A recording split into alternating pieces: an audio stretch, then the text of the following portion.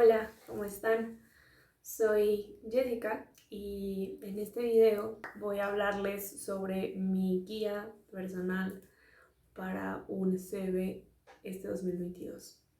He decidido empezar con este video mi canal porque me parece que es un gran punto de partida. Yo comencé el año buscando proyectos y trabajo y obviamente la tarea número uno fue trabajar en mi CV. Yo tenía uno que la verdad tenía demasiados defectos y yo era consciente de ellos, solamente que no sabía cómo resolverlos o no tenía claro cuál era la mejor alternativa para mí. Entonces hice un poco una investigación y analicé mucho sobre qué buscaba este año. El resultado ya se los iré mostrando a lo largo del video. Decidí, para empezar y para tener un orden, dividir el video en 5 grandes aspectos que iré explicando de uno a uno. Pero antes de empezar, quiero aclarar que no soy absolutamente para nada una experta en este tema. Lo único que pretendo es ayudar a otros profesionales que, como yo, se encuentran en búsqueda de trabajo y que no saben verdaderamente cuáles son las mejores decisiones para su currículo. Entonces, espero que las pequeñas pautas que pueda compartir con ustedes sean de utilidad para que tomen las mejores decisiones en cuanto a este documento que es tan necesario hoy en día. Voy a agregar igualmente algunos enlaces que me ayudaron en la investigación en la caja de descripción. Voy a enseñarles mi CV para tomarlo como ejemplo. Entonces, bueno, el punto número uno, y yéndonos por el orden en el que aparecen en el currículo, son sin duda alguna los datos personales. Los datos personales es un tema muy delicado que puede haber diferentes puntos de vista en cuanto a qué sí agregar y qué no agregar. Para empezar, voy a citar a una de mis maestras de la universidad que nos decía lo importante es su nombre. Entonces, por eso verán que en mi currículo mi nombre es lo principal, está en negritas, está también relativamente grande. Antes de saber que antes casi un tercio de la página era mi nombre en mi currículo anterior.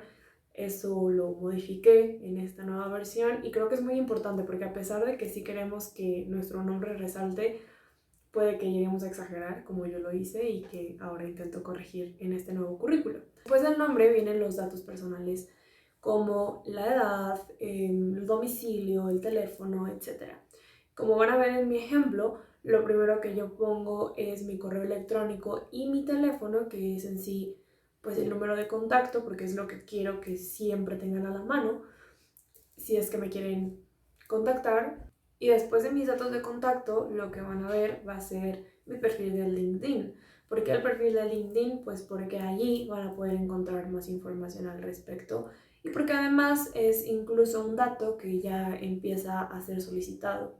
Creo que si como profesional tienes una página web como tal, pues es el lugar en donde hay que insertarla, pero en mi caso, pues el perfil de LinkedIn. Y creo que esto es un perfil que ya la mayoría de profesionales tiene, entonces es algo muy sencillo. Y por último está Guadalajara, Jalisco, México, que es en mi caso la ciudad, el estado y el país en donde vivo.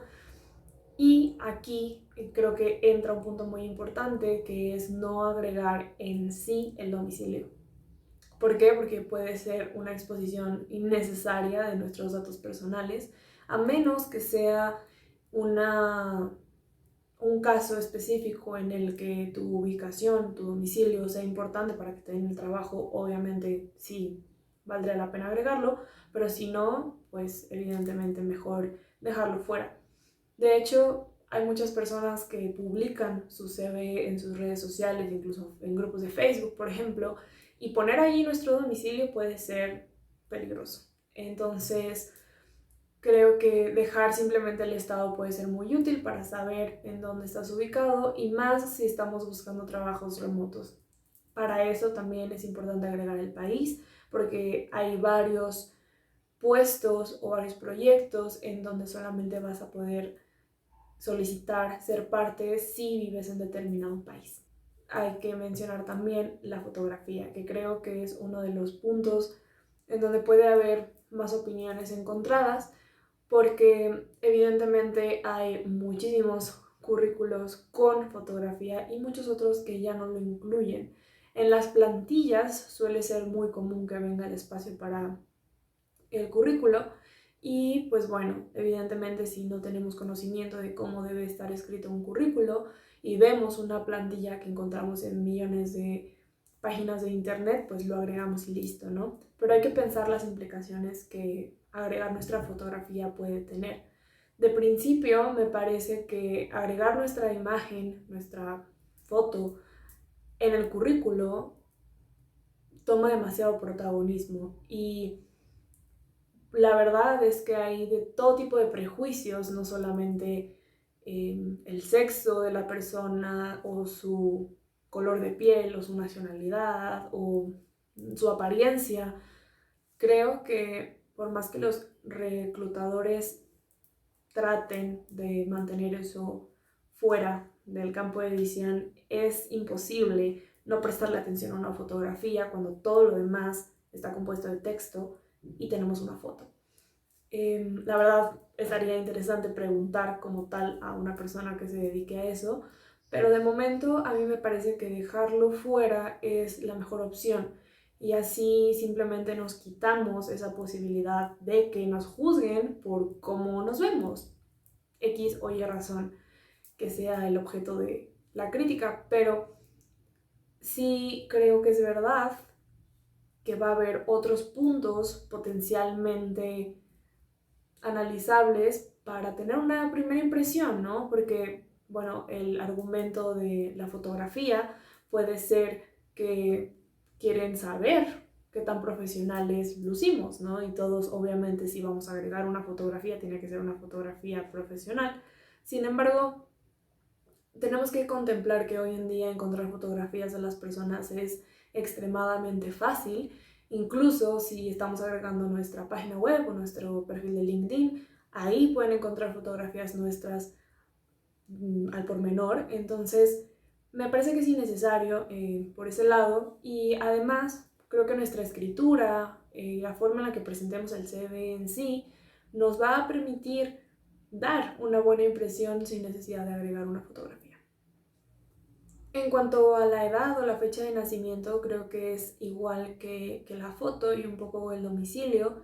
Si no es necesario agregar cuántos años tienes, me parece que está de más, ¿no? Porque poner nuestra edad puede reforzar el prejuicio de que una persona joven tiene poca experiencia o no está preparado para el puesto y una persona con más edad sí tiene la experiencia o es demasiado viejo para el puesto. Entonces, creo que dejar la edad de un lado es mejor. Obviamente va a haber otra oportunidad en la que te lo pregunten y si fuera importante incluso lo agregarían en la descripción del trabajo y lo agregarías tú para que esa información llegue sin necesidad de que te la pregunten después.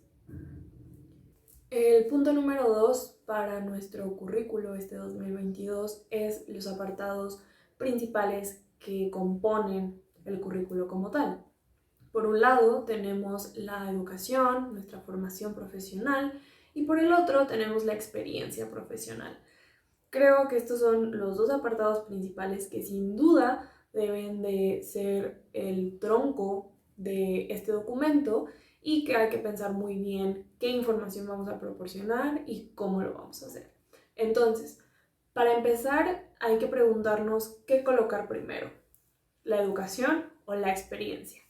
En mi opinión, la educación debe de tener prioridad cuando se trata de profesiones en las que no todos los competidores que tenemos en el mercado han tenido una educación profesional. Por ejemplo, en mi caso, los traductores suelen ser personas bilingües que empezaron a tener experiencia como traductores o intérpretes, se convirtieron en eso de tiempo completo y bueno, sí que pueden tener mucha experiencia, pero no tienen una formación profesional, por lo que aquellas personas que sí la tienen es definitivamente un plus.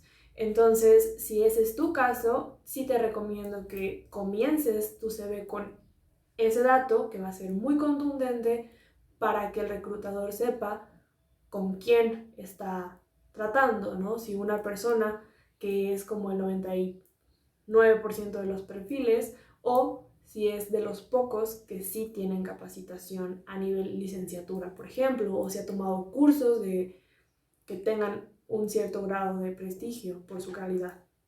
Entonces, en ese caso creo que sí es válido y la mejor opción poner la educación primero, pero si nuestra educación está compuesta no solo por una licenciatura, sino también por cursos y diplomados y muchos otros, creo que va a ser muy abrumador poner esa lista de información que en realidad va a estar reafirmando la aclaración de que eres una persona con formación académica. Entonces, si definitivamente crees que toda la información que vas a agregar en cuanto a tu educación es importante, está bien dejarla, pero creo que deberíamos ponerlo en un apartado después de esta primera página, porque si no, puede que el que lo esté leyendo quiera llegar ya a la parte de tu experiencia o simplemente hay que pensarlo como una persona que está leyendo este CV y dice, ok,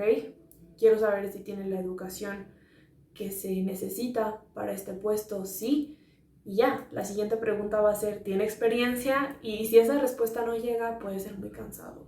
Entonces, la desventaja puede ser esa, que la extensión nos termine perjudicando y perdamos la atención del reclutador.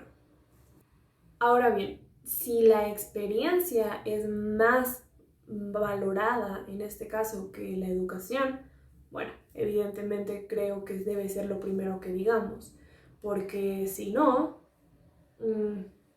no vamos a hacer que el proceso continúe, el proceso de que nos vean a través de nuestro CV.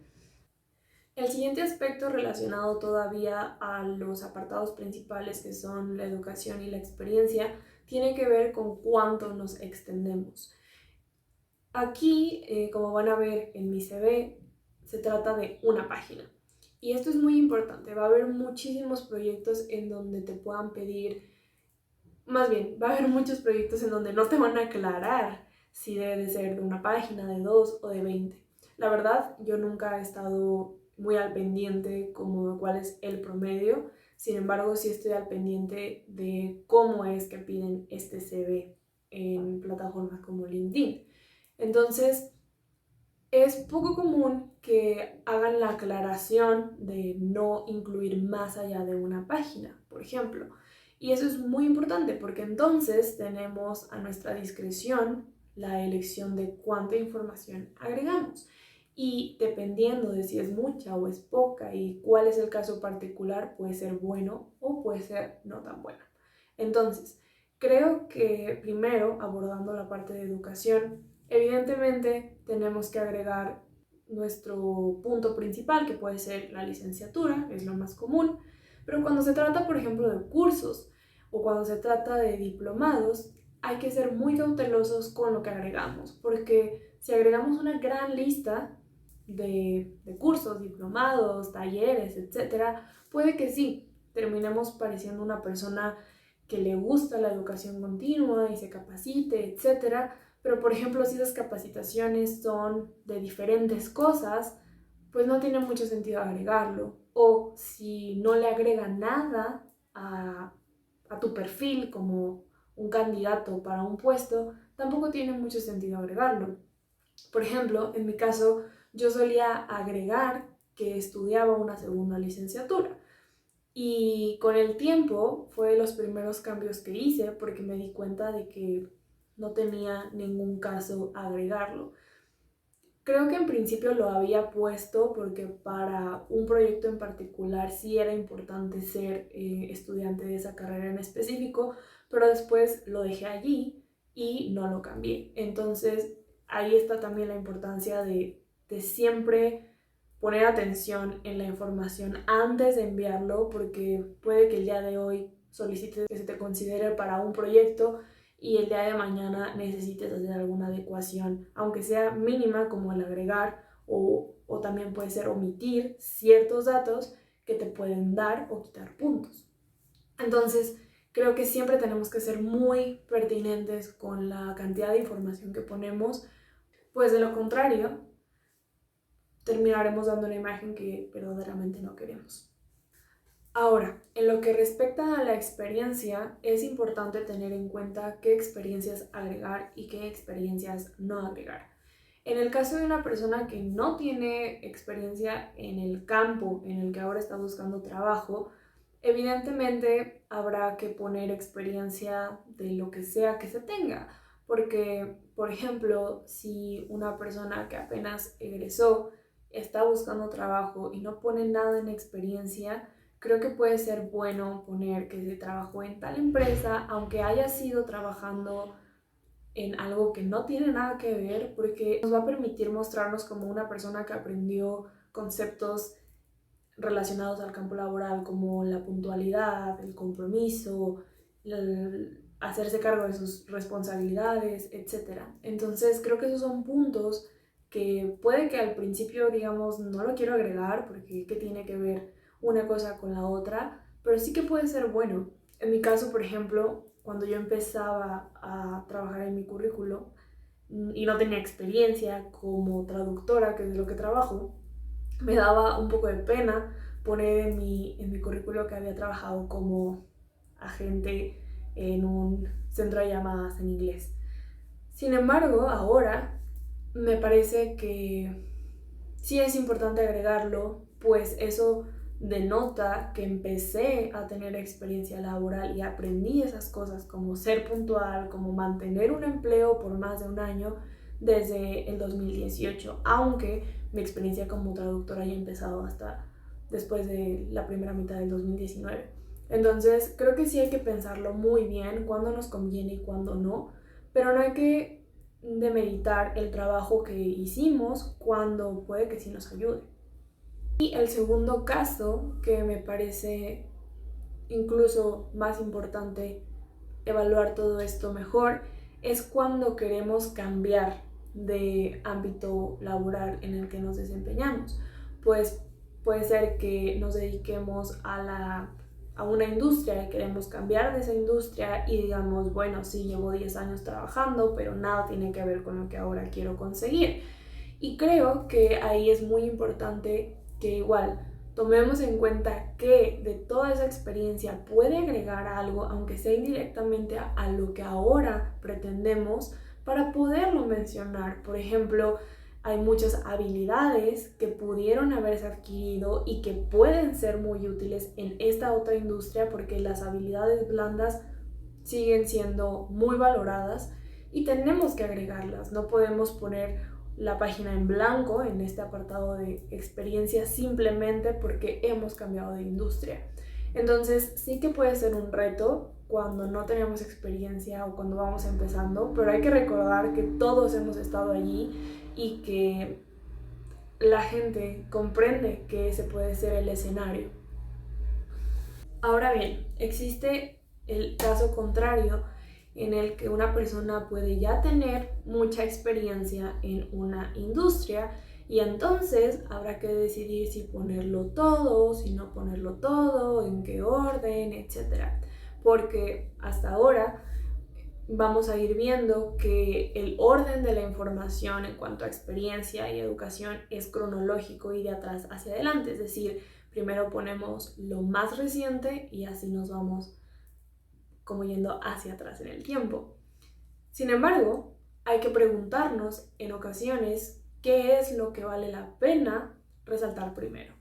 Por ejemplo, en mi apartado de experiencia profesional van a ver que desde el 2020 trabajo como independiente e inmediatamente después van a ver que desde 2019 trabajo en una agencia de traducción, ¿no? En este otro escenario hay que hacernos preguntas importantes también. En mi caso, por ejemplo, llevo apenas 2 años de egresada y poca experiencia, pero ya comienza a ser importante decidir qué poner, qué no, cómo y en qué orden. Tomando el mismo ejemplo, con la educación, bueno, si tuviera, por ejemplo, diplomados, los pondría después, incluso si esos diplomados los hubiera tomado en el 2021, por ejemplo, después de haber egresado de la carrera, ¿Por qué? Porque lo que quiero resaltar es que soy licenciada en idiomas. Bueno, ahora mismo soy pasante, pero seré licenciada en idiomas. Ahora, en la experiencia profesional tenemos aquí 5 apartados. El primero dice que soy traductora, redactora y correctora independiente. Y después que trabajo en una agencia de traducción que se llama Shoro Translations. ¿Por qué pongo uno antes que el otro? Justo ahora trabajo tanto como independiente como con esta agencia. Sin embargo, lo que yo quiero que vean en proyectos a los que quiero solicitar trabajo es que trabajo como independiente, porque si ellos creen que estoy en el otro lugar, bueno, van a pensar que a lo mejor no tengo disponibilidad o entre otras cosas. Así que para mí siempre es importante dejar al principio lo que queremos destacar más. Después, siguiendo en este análisis de la cronología, podemos ver que puse a Sholo Translations arriba de Bravo Sabio, que es otra agencia. ¿Por qué? Porque no he terminado mi relación con esta agencia. Sin embargo, la otra tuvo un principio y tuvo un fin. Entonces ahí empezamos a ver cómo puse esa ventana de tiempo en el tercer punto de mi experiencia profesional, así como lo hice en el cuarto, en el que puse el mes y el año. Y en el último vemos cómo este apartado que les comentaba que me daba pena antes, lo decidí poner porque justamente quiero que se den cuenta que mi experiencia empezó en el 2017 y en el 2019 pues ya estaba trabajando en lo que todavía no terminaba de estudiar. Entonces, bueno, aquí creo que es muy importante mencionar que de repente si empiezo a tener más experiencia, empiezo a trabajar en otros proyectos, etc., llega el momento en el que sí decida descartar que fui agente bilingüe en una empresa de centro de llamadas, porque puede que ya no sea relevante. Va a haber otras experiencias que sean más importantes y que me hagan simplemente quitarlo.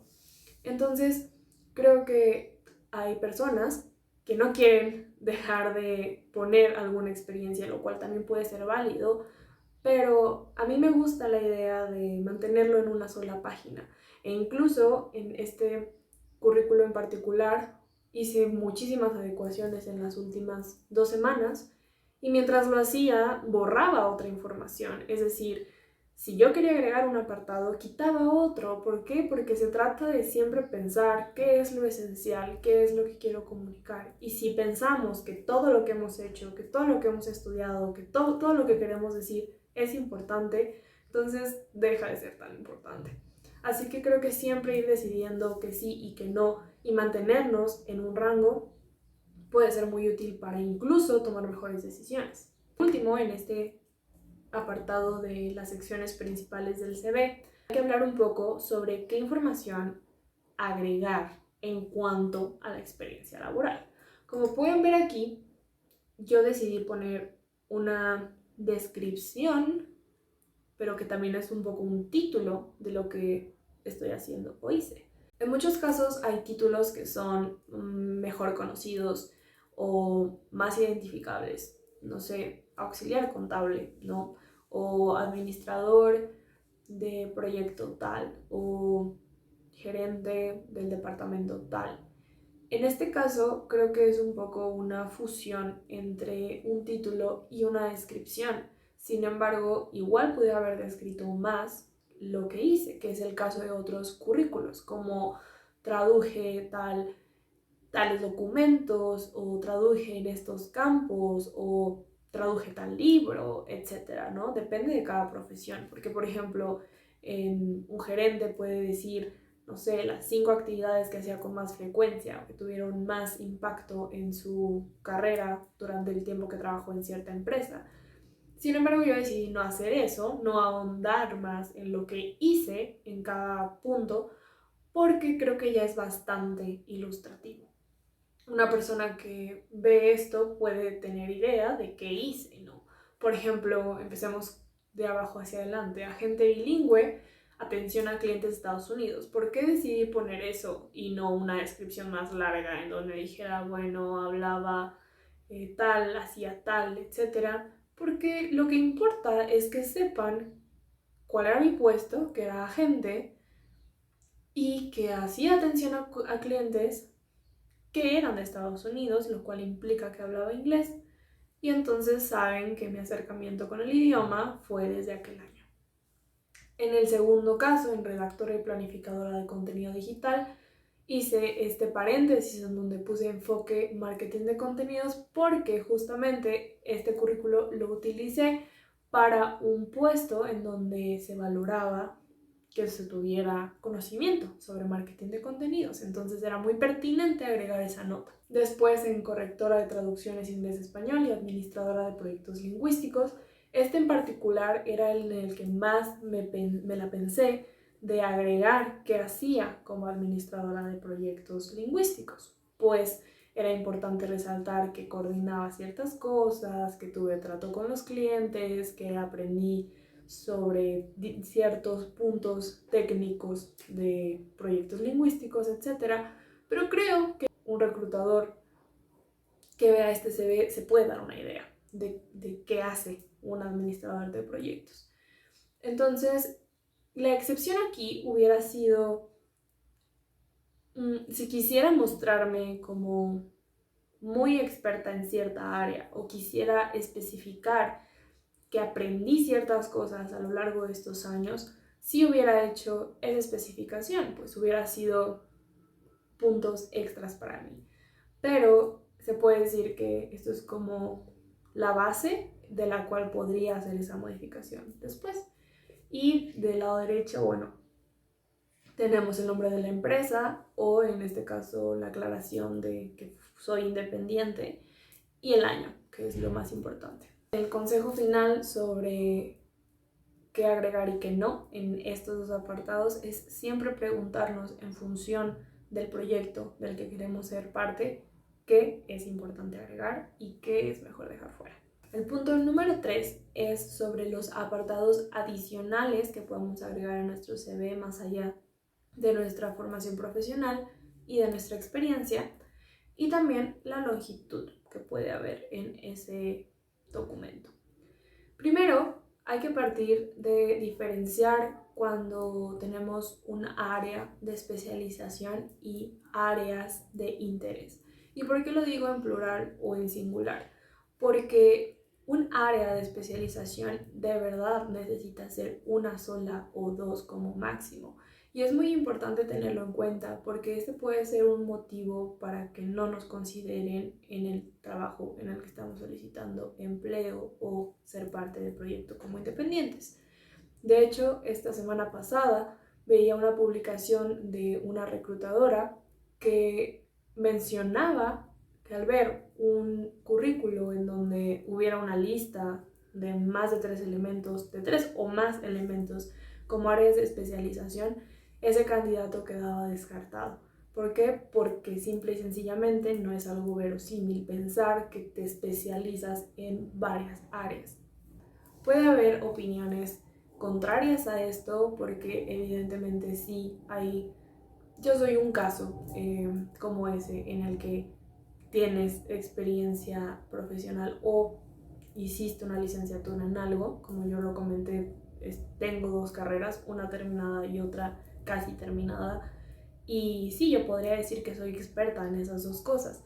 Sin embargo, hay que tomar en cuenta no solamente la educación, sino también la experiencia. Tengo experiencia en mi primera licenciatura, más no en la segunda.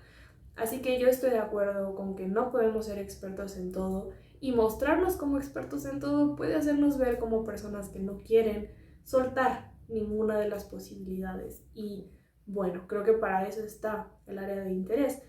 El área de interés o las áreas de interés son todas aquellas en las que nos hemos desenvuelto, a lo mejor no como expertos, pero que tenemos experiencia o que hemos tomado cursos o que son tal cual áreas que nos interesan y como nos interesan nos desempeñamos muy bien. Y me parece que describirlas o al menos mencionarlas nos puede dar muchos puntos extra, pues la persona puede darse cuenta de que evidentemente tal y cual área nos es importante.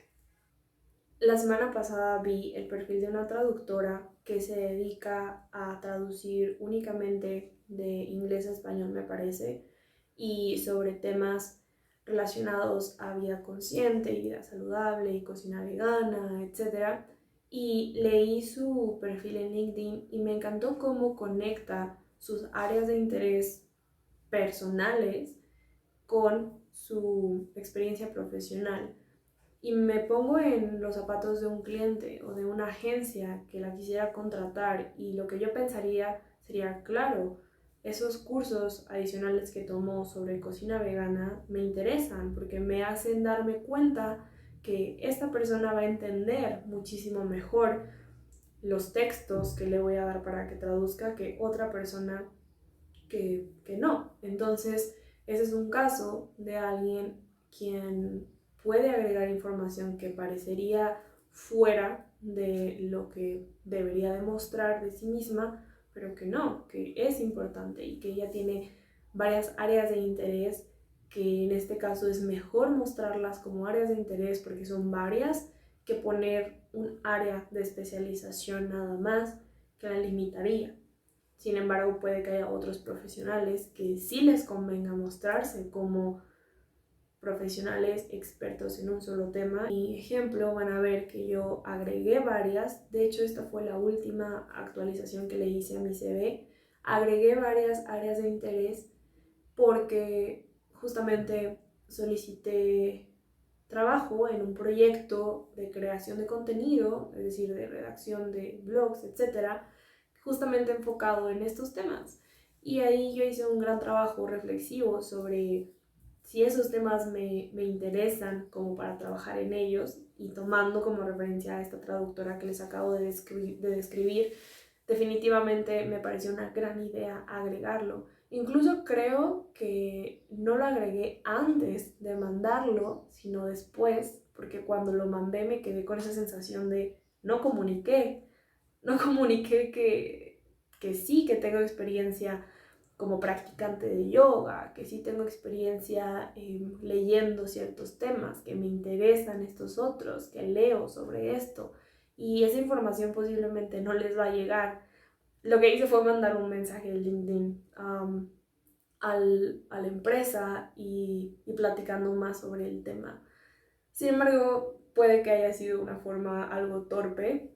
Ya les contaré si eso llega a resultar en algo, pero después lo que hice inmediato fue modificar mi currículo y agregué todos esos temas porque sí, son los temas que me interesan hoy en día, y no me quiero mostrar como experta en nada, solamente quiero que me conozcan como una traductora y correctora interesada en esos temas, que puedo ser parte de proyectos que hablen de esos temas porque me voy a involucrar a un nivel incluso personal en mis intereses.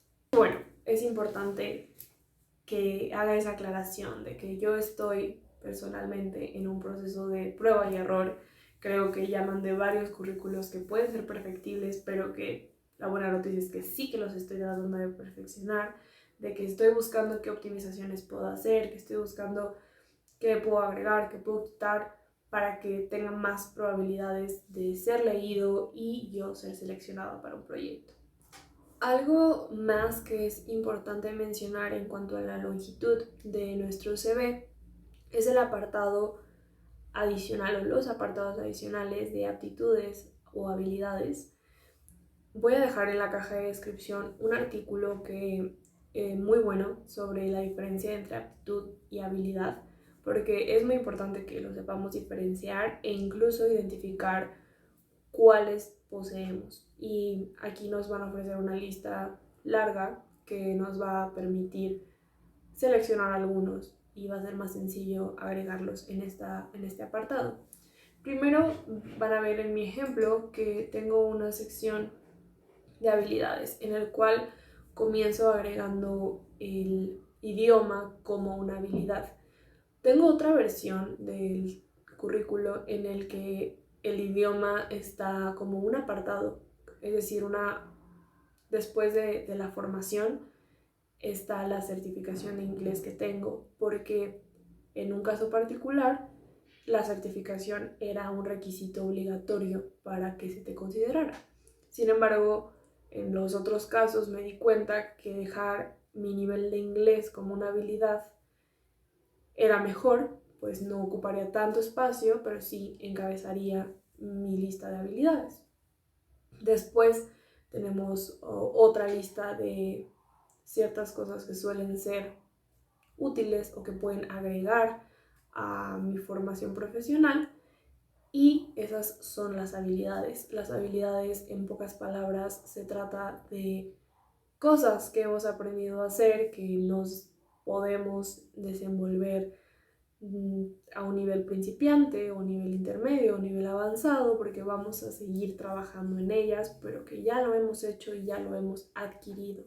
Por el otro lado, la aptitud es algo más intrínseco a nosotros, algo que naturalmente nos sale y que suelen ser elementos de nuestra personalidad y de nuestro perfil que nos permiten alcanzar ciertos objetivos de forma muy óptima. En este caso, el ejemplo principal es la organización y la planificación, que podría ser una habilidad, sin embargo, creo que es algo más intrínseco a mí justamente, y por eso decidí ponerlo del lado derecho y no del lado izquierdo de mi currículo, porque incluso he tomado cursos sobre organización, por eso creo que puede ser considerada una habilidad, pero organizar es parte de mi día a día, es parte de mi vida personal, de mi vida profesional, de todos los proyectos que tengo.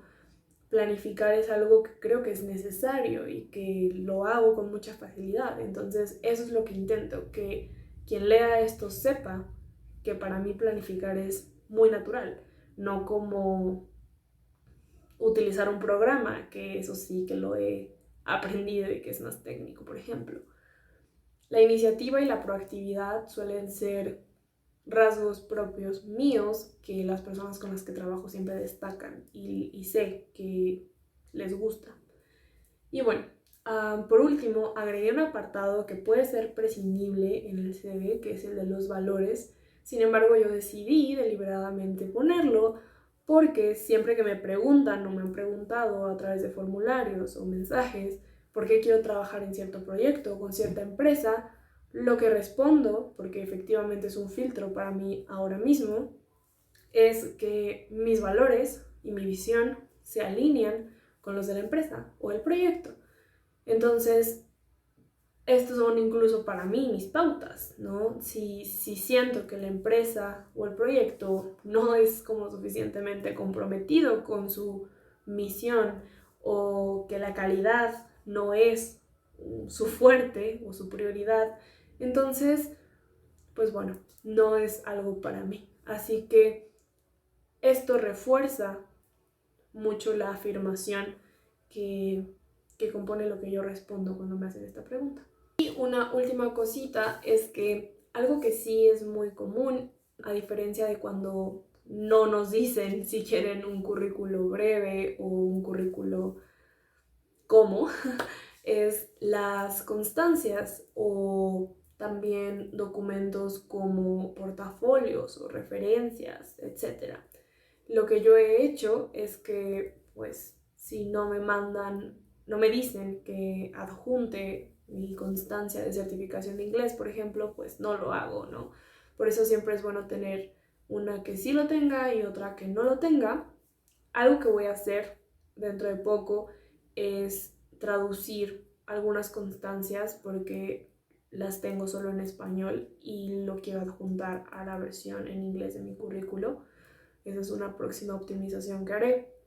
También pretendo pedir cartas de recomendación de las personas con las que he trabajado en caso de que me las pidan. Hasta ahora no me las han pedido, pero creo que puede ser también bueno tenerlas. Y también otro punto es sobre el portafolio, o en el caso de profesiones como la mía, las muestras de textos, por ejemplo. Aquí les voy a mostrar ese que sí, que ya lo tengo preparado. Decidí tomar algunos textos que había escrito el año pasado para algunos proyectos.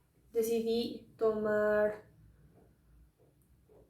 4, que son casi 3 páginas, me pareció como lo más adecuado y mesurado. Y bueno, ya tengo mi versión en inglés y en español de mi CV. Y para cerrar esta parte, la recomendación que puedo hacer en cuanto a los portafolios o constancias, etcétera, es adjuntarlo al CV como tal, es decir, tener un solo archivo que lo contenga, porque he visto que muchos formularios nos piden poner el enlace a las muestras, lo cual podría ser quizá nuestra página web, o sea, el enlace que nos lleve a la página web justo donde puede estar un portafolio, pero no creo que sea el 100% de los casos en donde tengamos una página web con el portafolio, al menos en traducción es muy poco común. Entonces, creo que lo más sencillo es tenerlo ya adjunto en el PDF de nuestro CV y mandarlo, y así nos aseguramos de que no se pierda, por ejemplo. El punto número 4 es acerca del diseño. Al igual que en el caso de las fotografías o las plantillas que ya vienen con un apartado para agregar nuestra fotografía, es importante tener en cuenta que muchas de las plantillas que podemos encontrar o descargar gratis o pagando en internet puede que tengan diferentes diseños, y allí surge la pregunta de cuál es el diseño adecuado para mí. Podemos ver que lo más común es que hayan distintos colores, distintos elementos en los currículos como más atractivos. Sin embargo, esa puede ser no la mejor decisión para nosotros. Estoy de acuerdo con que personas creativas que quieren transmitir que son personas creativas elijan cuidadosamente los colores y los elementos, etc. Sin embargo, hay otras profesiones como la mía en la que la creatividad no es precisamente algo que quiero destacar. Así que yo me fui por un diseño minimalista, simple, blanco y negro. Me parece que lo importante es que se vea profesional y que se vea limpio, y así en cada caso puede haber diferentes pautas a tomar en cuenta, siempre pensando en qué es lo que queremos transmitir con el diseño, sin preocuparnos de más, porque hay otros aspectos como la escritura que van a permitirnos dar una impresión de nosotros y transmitir parte de nuestra personalidad. Demostrar cómo nos expresamos por escrito va a decir mucho de nosotros. Aparte es que sí que utilicen un programa en el cual sea sencillo hacer modificaciones. La verdad es que yo siempre que quise en algún punto descargarme plantillas era un dolor de cabeza porque tenía que hacerme una sesión, y después había casos en los que terminaba de hacer mi currículo y entonces me querían cobrar por poderlo descargar, lo cual no digo que sea malo, no sé exactamente cómo funcionan esas páginas, pero seguramente que hay diseñadores que hacen las plantillas y que necesitan ser remunerados, pero en mi caso yo no sabía si verdaderamente ese era el currículo que iba a utilizar, era muy chiquita y no sabía tampoco si valía la pena pagar por eso, etcétera. Entonces, la mejor decisión que pude tomar en cuanto a eso fue tener mi propia plantilla. Y eso lo hice desde la versión pasada, que no me gusta tanto como quedó, pero fue el primer intento. La verdad es que estoy mucho más satisfecha con esta nueva plantilla, porque creo que ahora sí tiene mi personalidad y tiene mis colores y tiene muchas cosas, incluso la tipografía. Y lo mejor de todo es que es 100% editable, ¿no? Yo sé qué tengo que quitar, cómo lo tengo que quitar, y es cuestión de segundos lo que me va a tomar para poder hacer modificaciones. Entonces, lo que les recomiendo es utilizar un programa que sea fácil para ustedes y que puedan estar modificando constantemente. En este punto número 5 voy a hablar brevemente sobre algunos puntos relacionados a la escritura, porque como lo decía anteriormente, más allá del diseño o la foto, la forma en la que nos expresamos por escrito puede decir mucho y ayudarnos mucho. Entonces, lo que recomiendo es que se tomen en cuenta 3 elementos. El primero es la precisión, el segundo la claridad y por último el estilo. Voy a escribirlos brevemente para que puedan tener una idea. ¿Qué significa escribir correctamente en este contexto en específico? Bueno, la precisión va a tener que ver con la pertinencia, es decir, con no agregar más información de la necesaria ni menos. ¿Por qué? Porque si agregamos poca información vamos a dejar muchas preguntas sin resolver, y si agregamos información de más vamos a perder la atención. Entonces hay que pensar muy bien y utilizar mucho el uso de razón para saber qué escribir y qué no, y también saber cómo hacerlo. En el 80% de los casos, hacer una revisión de lo que hemos escrito y qué era lo que pretendíamos expresar nos va a permitir hacer cambios que, por ejemplo, nos van a dar a entender que tenemos que añadir un poco más, que agregar un adjetivo nos va a permitir expresar mejor lo que queríamos, o reformular la oración va a permitirnos que sea más breve, pero que sea más fuerte y más claro. Entonces, siempre tener en cuenta que sí y que no y por qué es muy importante a la hora de escribir. Para el siguiente punto, que es la claridad, voy a recomendar dos cosas muy precisas que tienen que ver con los sustantivos y los adjetivos. Para ser claros cuando escribimos, tenemos que tener en cuenta el lenguaje y utilizarlo como una herramienta. Y para hacerlo, lo más sencillo es pensar en esos términos de categorías gramaticales. Sustantivos, como lo vimos aquí en mi ejemplo: organización, planificación, proactividad, flexibilidad, adaptabilidad, comunicación, son sustantivos que en sí engloban un aspecto muy importante. ¿Y por qué elijo esos sustantivos? Porque es la mejor manera de decir cuáles son mis aptitudes. En las áreas de interés pasa lo mismo. No voy a escribir una oración como me gusta el tema de los negocios sustentables, porque esto y aquello. Ahí estaría comprometiendo la pertinencia, estaría agregando mucha información innecesariamente. Entonces podemos amigarnos mucho con los sustantivos y utilizarlos cuando queremos expresar algo de forma contundente y al mismo tiempo breve. Los adjetivos nos van a permitir precisar mucho de lo que comunicamos con sustantivos. Para ponerlo en ejemplo aquí, vemos cómo pongo negocios sustentables. Eso hace toda una diferencia. Y no tengo que describir el perfil de los negocios que me gustan, porque sustentable lo dice todo, por ejemplo. O estilo de vida, no todo tipo de estilo de vida, sino estilo de vida saludable. Entonces hay que hacer uso de los adjetivos cuando queremos precisar y no necesariamente extendernos al explicar algo. Finalmente, hay que tomar en cuenta los estilos que se utilizan según el idioma y la industria. Por ejemplo, en inglés es muy común que al describir lo que se hizo en un puesto de trabajo se comience con verbos como hice, trabajé, colaboré, realicé, logré, etc., acompañado del complemento.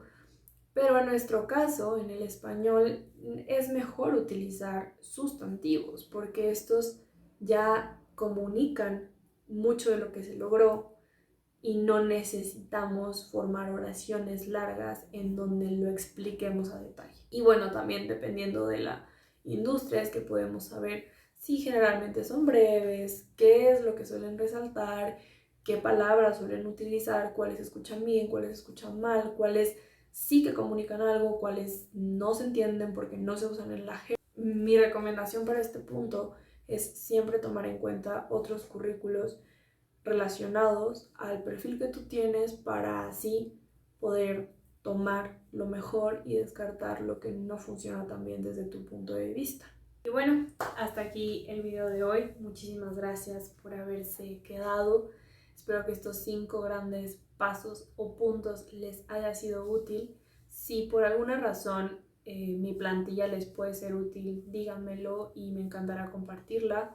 Si no, bueno, inspírense, es muy sencillo rehacerla o hacer su propia versión, como les dije antes. Ojalá que personas que apenas van a hacer su currículo encuentren esto útil, porque recopila un montón de información que he obtenido de otras fuentes y de mi propia experiencia. Estoy pensando también en hacer un video posterior en donde les cuente algunas ideas que tengo sobre cómo sacarle provecho, más allá de enviarlo a proyectos en donde queremos ser candidatos. Recuerden que el CV es una gran herramienta para darnos a conocer ante personas que no nos conocen ni tienen referencias nuestras, así que sí que es algo que hay que trabajar, mejorar constantemente. Espero que esta guía les haya servido como punto de partida.